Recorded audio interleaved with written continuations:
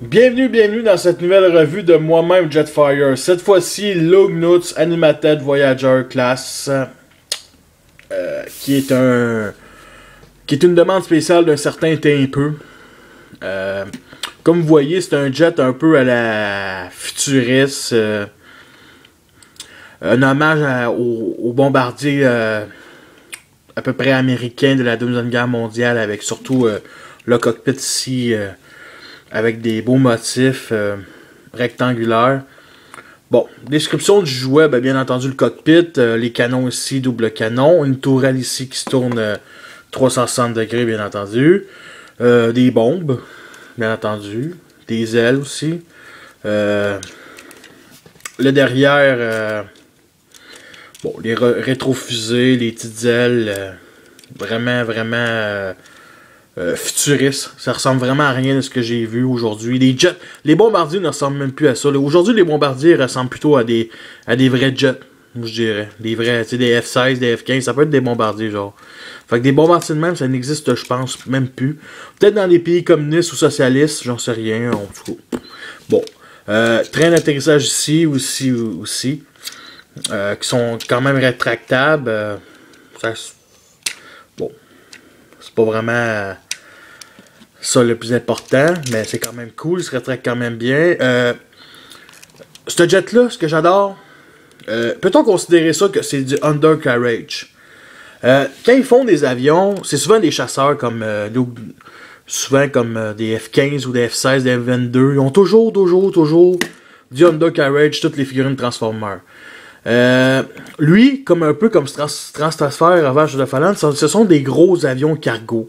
Fait que du undercarriage, ils en ont pas. Pas ben. On peut pas vraiment considérer ça comme du undercarriage. Bon, du coup. Bon, aussi un petit détail que je déteste, c'est bien évidemment les gigantesques bombes qui forment les mains en mode robot. Je vais revenir là-dessus.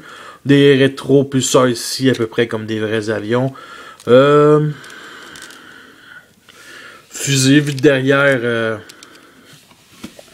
Bon, des fusées, des petites ailes comme ça. C'est vraiment un jet futuriste. Bon, aussi vu. Signe cybertronien sur l'aile. Même chose avec l'autre.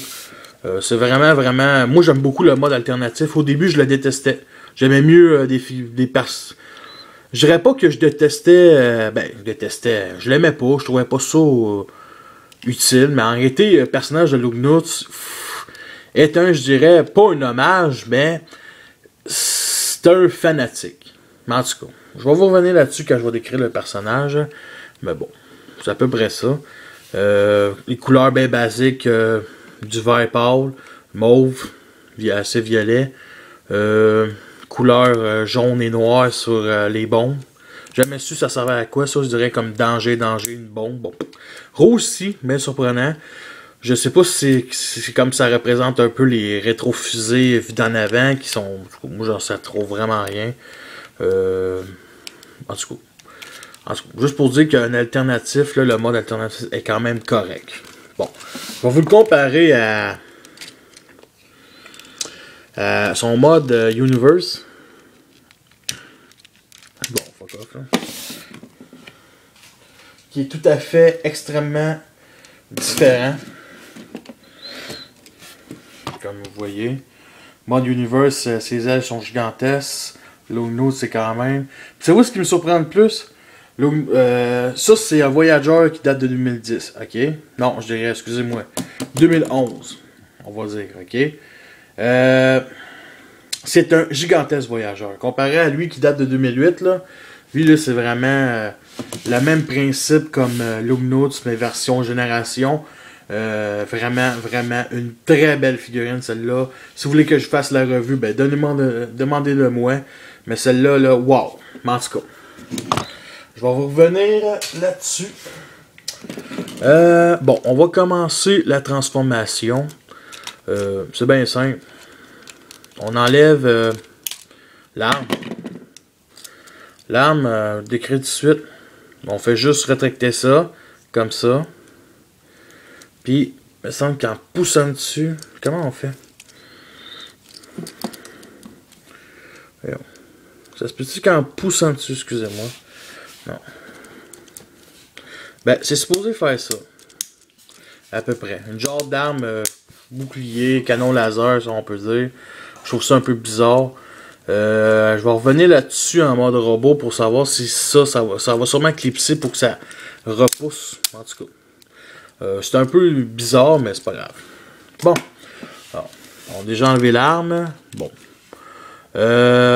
Les pieds, ok? Bon.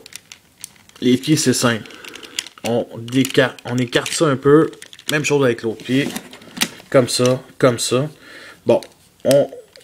Ici, on reverse comme ça. Bon, le genou se plie comme ça. Même chose avec l'autre bord. On se plie comme ça. Bon, les petits talons ici, on les prend. Juste prendre avec le bout du doigt et on les sort comme ça. Comme ça. Comme ça. Et comme ça. Les pieds sont supposés être déjà comme ça. Et on tourne, on pivote vers l'avant. Et voyez ici, le petit clip, ça, ben, on reclipse là-dessus de même. Bon. On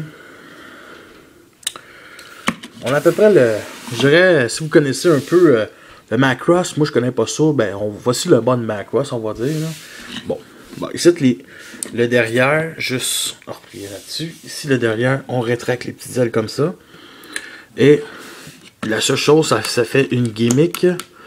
Mais avant de s'occuper de ça, je vais sortir les bras. Bon, les petites ailes comme ça, on n'a rien qu'à les tresser comme ça, comme ça.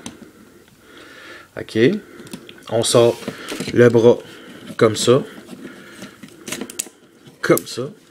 Et les bombes, ici, il y a le petit piton qui fait que le bras sort. Même chose de l'autre bord. Comme ça, et comme ça. Et la pièce de résistance, je dirais l'automorphe qui date de, je dirais, Movieverse. C'est vraiment du Movieverse. La spécialité de cette figurine-là. Comme ça, on descend comme ça. Et la tête ressort, remonte. Et on vient clipser. Et oui, le devant de l'avion va se séparer en reculant à côté, ben juste pour former le chest. Bon. L'arme, on va la mettre comme ça. Comme ça. Comme ça. Comme ça. Et nous avons notre Lugnauts Animated Voyager. Bon, voici le mode robot. L'arme, comme je vous expliquais tout à l'heure, la solution est simple pour déclencher le système pour actionner l'arme. C'est simple. On la met dans la main, puis ici, il y a un petit genre de piton au sol, puis on fait juste ça, et ça se rétracte comme ça. Fait que c'est vraiment intelligent. Bon, l'arme, je sais pas si c'est un canon, un bouclier, sérieusement, j'adore Animated, mais ça fait 2 ans que je l'ai pas écouté en français. Je l'ai pas écouté, fait que je me souviens plus c'était quoi, mais je sais que Lugnauts, moi j'adore ce personnage-là. Pourquoi? Parce que ça représente le fanatisme. Moi j'ai une relation interpersonnelle avec le fanatisme. Pourquoi? Parce que je trouve qu'on est au Québec, tout ça, puis il y en existe des fanatiques au Québec. Mais tu sais, explication, là. Le fanatisme envers quelqu'un. Lui, il est fanatiste, tu sais, envers Megatron qui pense que c'est l'élu quasiment. Là. Mais bon. Son visage nous rappelle beaucoup. Au début, moi je l'aimais pas. J'aurais aimé mieux Shockwave. Mais Shockwave, c'est pas le même genre de personnalité. On l'a vu à la finale de la saison 3 d'Animated, c'est vraiment, vraiment différent. Et c'est ce qu'il nous fait. Bon, c'est le 3e personnage Decepticon qu'on rencontre à peu près. Le premier, c'est Shockwave. Deuxième, c'est encore la figurine Beast Machine, version méga, qui a un œil à peu près à la Shockwave. Et lui, moi, je trouve que c'est un bon personnage, il fait de bien. J'aimerais beaucoup que ce personnage revienne dans les films de Michael Bay. Pourquoi? Parce que ça pourrait être un personnage un peu comique, montrer son côté fanatique, qui a quand même de la personnalité. Puis c'est un Decepticon qui est quand même puissant. Bon, description la figurine. C'est sûr que l'arme est gigantesque. Pas tout le monde aime ça. Moi je l'aime bien. Bon, signe Decepticon ici. La tête malheureusement ne tourne pas, rien. Light piping rouge. Et la preuve ici, un maudite grande pièce rectangulaire de light piping qui fait que vraiment là, puis est-ce que... Wow, non, vraiment pas. Ça paraît pas devant la lumière. Moi je trouve pas que vraiment ça sort la lumière, mais bon, c'est pas grave. J'ignore les petites pièces rouges autour de sa tête, c'est d'autres yeux. Ça, je m'en souviens plus. En tout cas, c'est pas grave. Bon. Comme je vous l'ai dit, il n'y avait pas d'undercarriage, mais une chose que j'adore, c'est que c'est une figurine que il n'y a pas un énorme backpack. Regardez son backpack, c'est juste une pièce mince, rectangulaire qui se rétracte derrière. C'est sûr qu'on la voit un petit peu entre les genoux ici, mais je m'attendais à pire, comparé à un peu comme Stratosphère, que la pièce derrière, elle reste comme un peu en mode jet, là. Mais vraiment, celle-là, là, aucun Dunkerage, déjà en mode véhicule, aucune pièce vraiment gênante, des gros bras, des gigantesques mains. C'est vraiment, tu sais, c'est avec des gigantesques bras, un petit bas du torse comme toutes les autres figurines animated. Moi, j'adore, là, sérieusement, je le regrette pas. Je pense que je l'ai acheté 20$ dans le temps, puis je le regrette pas. Aussi, ce qui est génial, la forme du torse, le cockpit qui se divise en deux, qui forme le torse. Génieux tout ça, fait que vraiment, moi, là, je l'adore. Côté couleur aussi, à peu près comme les modes véhicules, il n'y a pas d'autres couleurs qui se rajoutent. Bon, c'est ça. Côté articulation, ben, bon, 360 degrés, même chose avec les bras, comme ça. Articulation au coude. Les bras, ben, c'est ça. C'est laid un peu, mais c'est ça. Côté rien au haut du corps, rien, absolument pas, même pas la tête. Ça aurait pu être mieux, non, je pense pas. Ça aurait tout déformé un peu la figurine. Bon, les autres articulations, c'est les jambes, genoux, ça se plie, mais ça appartient à la transformation. Même chose ici. Bon, est-ce qu'on peut vraiment y faire une passe d'attaque? Bon, je vais essayer. Peut-on considérer... Oh. Bon, je vais essayer de le mettre comme ça, comme l'arme qui se plie. Oh. Ouais. À peu près ça. À peu près ça, je vous dirais, là, mais bon. C'est pas extraordinaire, mais moi, c'est une figurine que j'aime beaucoup. Bon. On va vous la faire comparer avec sa version génération. Bon. C'est un petit voyageur. Ok? C'est un petit voyageur. Honnêtement, je vous mentirais pas. Comment il s'appelle déjà? Lockdown est vraiment grand comparé à lui. Ok? Je ne l'ai pas pour comparer, là. Mais ça, c'est un voyageur génération. Ok? Un gros version. Un des derniers générations qui est quand même. Puis il faut l'avouer que pour lui, il est quand même musclé. Là. Il est quand même gros. Je dirais pas épais, mais il est gros. Là. Comme voyageur, là, il est assez grand. Fait que voici la comparaison un peu. Bon, lequel que je préfère, honnêtement. Côté personnel, sérieusement, c'est vraiment... sérieusement, j'en sais rien. Les deux, je les adore. Ok, sérieux, les deux, je les adore. Un, que ce soit pour sa transformation géniale. L'autre, parce que ça vraiment que ça représente le fanatisme de Decepticon, vraiment, là. Bon. Bon, pour en revenir, est-ce que ça vaut la peine de l'acheter? Si vous êtes fan de Decepticon, oui. Ok, si vous êtes fan de d'autres nouveaux Decepticons, oui, absolument. Si vous êtes fan de Jet Decepticon, oui.